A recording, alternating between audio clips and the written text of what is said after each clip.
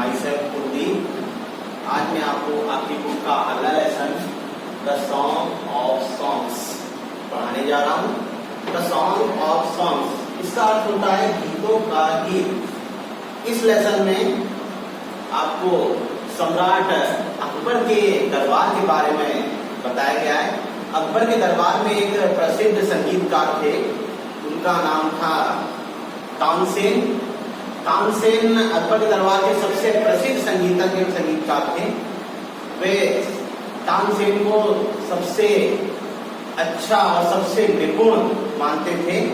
वे जानते थे कि इस दुनिया में तानसेन से अच्छा कोई संगीतज्ञ नहीं है। लेकिन तानसेन के एक गुरु थे संत हरिदास। वे अपने गुरु को ही सर्वश्रेष्ठ म्यूजिशियन संगीतज्ञ मानते थे।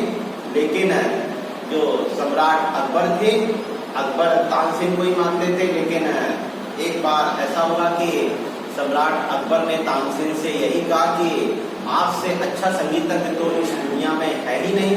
लेकिन तानसेन ने उनसे यही कहा कि महाराज, वो संगीतज्ञ मैं नहीं हूँ, वो कोई और है।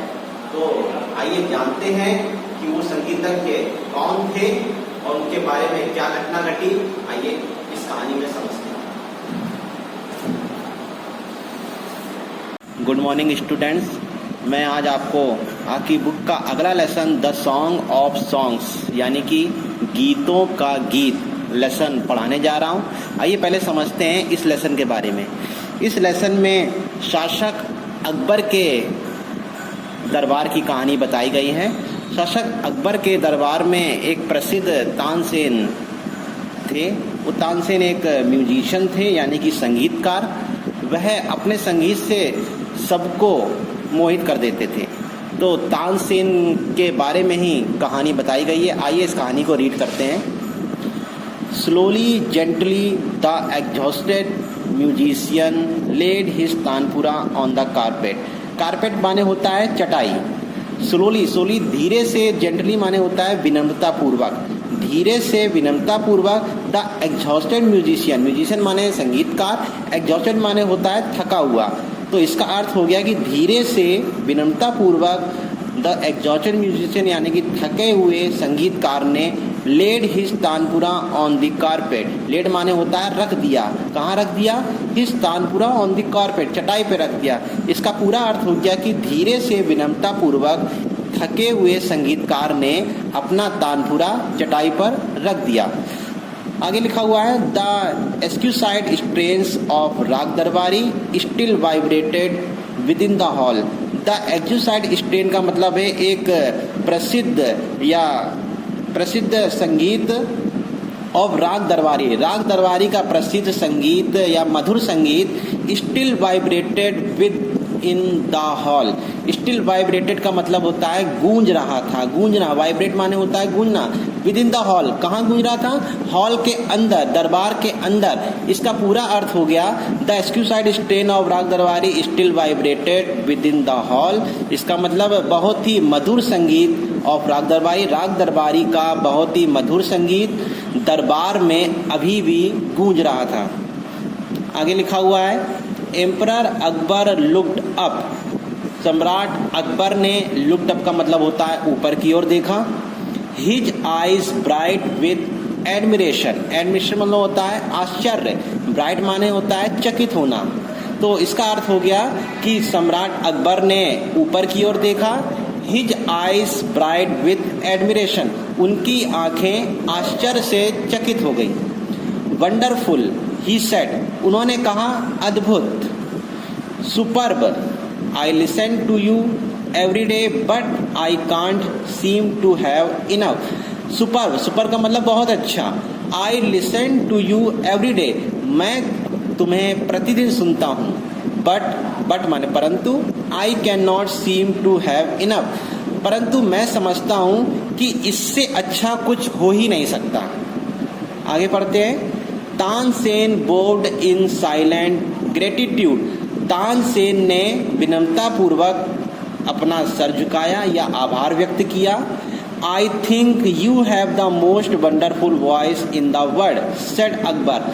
अकबर ने कहा आई थिंक मैं समझता हूँ you have the most wonderful voice in the world, कि आपकी आवाज़ संसार में, पूरे विश्व में सबसे सुंदर आवाज़ है, सबसे अच्छी आवाज़ है।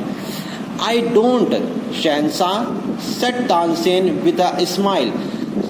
तानसेन ने स्माइल, हंस के कहा, मुस्कुरा के कहा, आई डोंट, शहंशाह, मैं नहीं हूँ शहंशाह। इसका अर्थ है कि जब तानसेन ने उनसे कहा कि आपकी आवाज़ विश्व के सबसे अच्छी आवाज़ है, सबसे सुंदर आवाज़ है, तो तानसेन ने शहंशाह से कहा कि नहीं, मेरी आवाज़ नहीं है।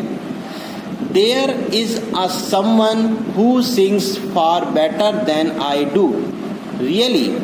तो तानसेन ने जब ये कहा कि नहीं, मेरी आवाज़ नहीं है, उन्होंने ये कहा कि there is someone who sings far better than I do, एक और भी कोई व्यक्ति है जो मेरे से भी, मुझसे भी अच्छा गा सकता है। Really cried the disbelieving Akbar, Akbar ने अविश्वास से चिल्लाते हुए कहा, रियली, वास्तव में। Then I must have him sing in my court, can you arrange him, अगर ऐसा है then I must have him sing in my court, तो उसे तो मेरे दरबार में होना चाहिए। कैन यू अरेंज हिम, क्या आप उसकी व्यवस्था कर सकते हैं, अरेंज माने होता है व्यवस्था करना। Tansen shock his head, I am afraid he will not come, शहंशाह।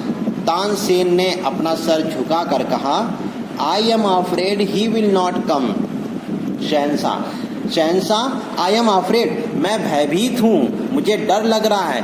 क्यों डर लग रहा है? ही विल नॉट कम, कि वो नहीं आएगा। वाट, क्या? Not even if he hears that the emperor himself request him, not even if he here that the emperor himself request him, क्या वह तब भी नहीं आएगा जब वह सुनेगा, ही हियर्स माने सुनेगा, डैट की the emperor himself request him, कि सम्राट ने, महाराजा ने खुद रिक्वेस्ट किया है। तो ठीक है स्टूडेंट्स, यहाँ तक कि मैंने आपको इंग्लिश की हिंदी समझा दी है। बहुत ही अच्छी कहानी है, इसकी आगे की लाइंस मैं आपको नेक्स्ट वीडियोस में समझाऊंगा। Thank you.